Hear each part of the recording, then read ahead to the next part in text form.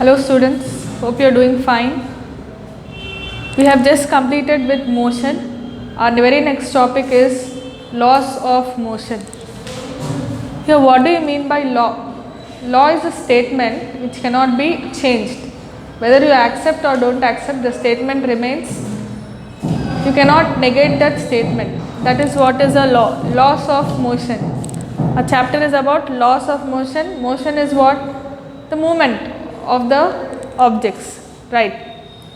Before going to this, since many days scientists were interested to know about the natural state of an object, whether the object should be at rest or the object should be in motion. For example, if you take mountains, they are at rest. If you take the motion of the earth around the sun, the earth is constantly moving, it is rotating about its axis, it is also revolving around the sun. So there was a doubt and there were arguments whether the natural state should be rest or the natural state should be motion.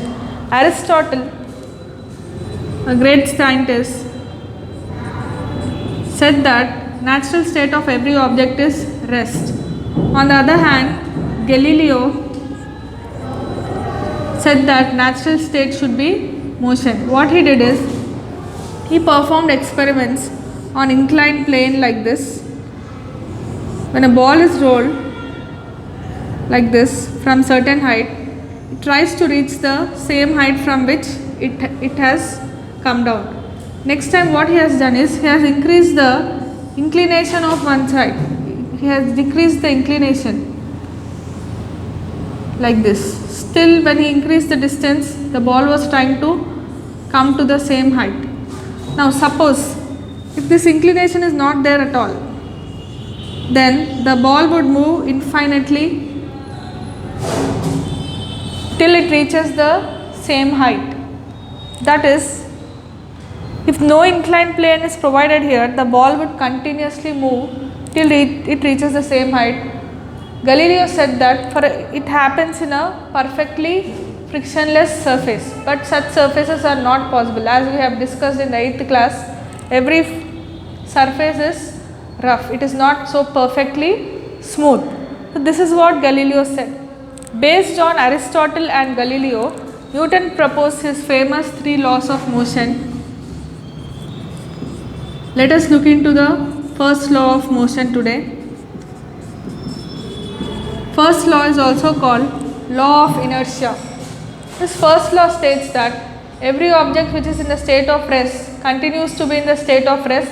Every object which is in motion continues to be in the state of uniform motion unless net force acts on it to change its state. That is what is Newton's first law. I repeat, every object which is at rest continues in the state of rest, or the object which is in motion continues to be in the state of uniform motion unless net force acts on it to change its state. That is what is Newton's first law. Let us discuss some examples.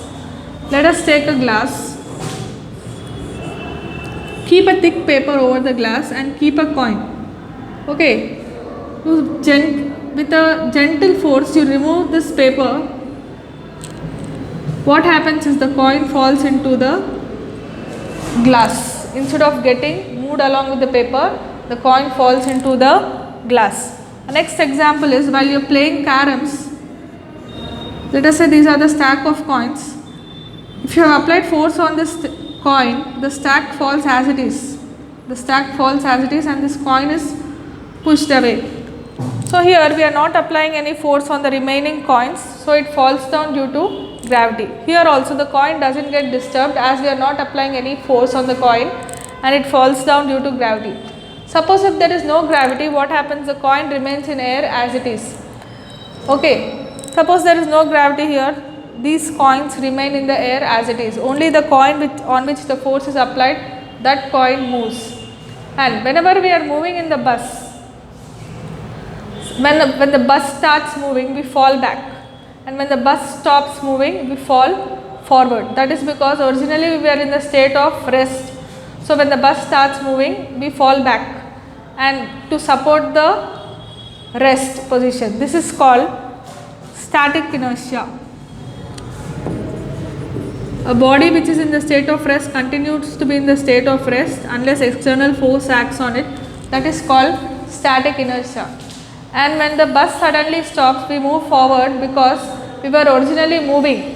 So to oppose the motion, we fall forward. So that is called dynamic inertia.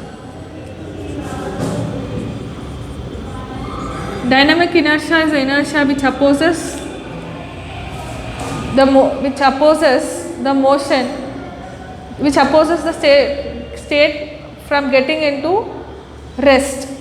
Okay, that is what is dynamic inertia. Now, we discussed about static inertia and dynamic inertia. We shall discuss some more examples. Let us say you have kicked the ball which is on the playground into the air. If it is in the air, it comes down due to gravity. If it is rolling on the ground, it comes to rest because of the frictional force. So here Newton's law states that whenever F net is 0, the body continues in the state of rest or of uniform motion. The body continues in the state of rest or of uniform motion. That is Newton's first law of motion. Now we shall discuss the relation between inertia and mass. Inertia and mass. Let us say we'll take two vehicles, one is car, one is cycle. Which one is easy to push, car or cycle? Obviously it is cycle. Cycle is easy to push. And which one is easy to bring down to rest? Obviously once again it is cycle, because cycle has less mass compared to car. So inertia increases with the increase in mass. The unit of mass is kgs. The unit of mass is kgs. As the mass of the body increases, the inertia also increases. That is, it is difficult to bring it into rest. At the same time, it is difficult to bring it into motion for objects which have greater mass. Next, we will discuss a small activity. Take two blocks of different masses. One thin box, another one is thick box I have placed. Take a scale. Place them along same straight line. Take a scale and give a push. You see that both of them move forward, but which one moves more? The object which has lesser mass moves more. So this is about the change in state when a force is applied on the greater mass and lesser mass. The one which has less mass moves more and one which has more mass moves less. That is about the force applied on objects of different masses. That's all for today's class, children. We shall continue in the next class.